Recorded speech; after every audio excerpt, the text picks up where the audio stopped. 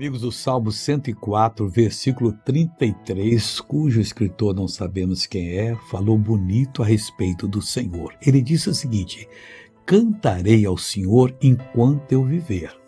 Você quer viver quanto tempo? Ah, missionário, eu queria chegar pelo menos aos 90. Se chegasse aos 120 igual Moisés, seria bom. Então comece a cantar.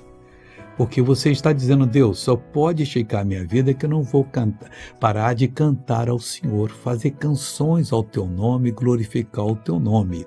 E ele disse mais: cantarei louvores ao meu Deus enquanto existir. O Senhor para ele era o Deus dele, não tinha outro, nem a menor hipótese, porque não existe. Então ele disse: enquanto eu existir, eu vou cantar louvores ao meu Deus.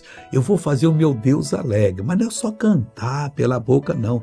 É fazer obras que realmente vão aplaudir o Senhor Deus em nome de Jesus. Que bonito, né? É o que Deus quer para você.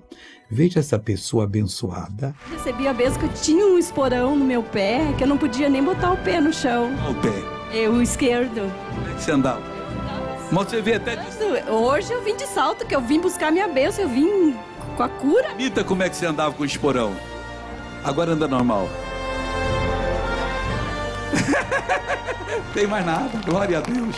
Eu voltei agora para orar com você, meu Deus e meu Pai, que essa pessoa também possa cantar louvores a Ti enquanto ela viver, cantar, ó Deus, aquelas palavras bonitas que vão glorificar o Teu nome para sempre, meu Pai. Eu tenho certeza que Tu vais abençoar a todos.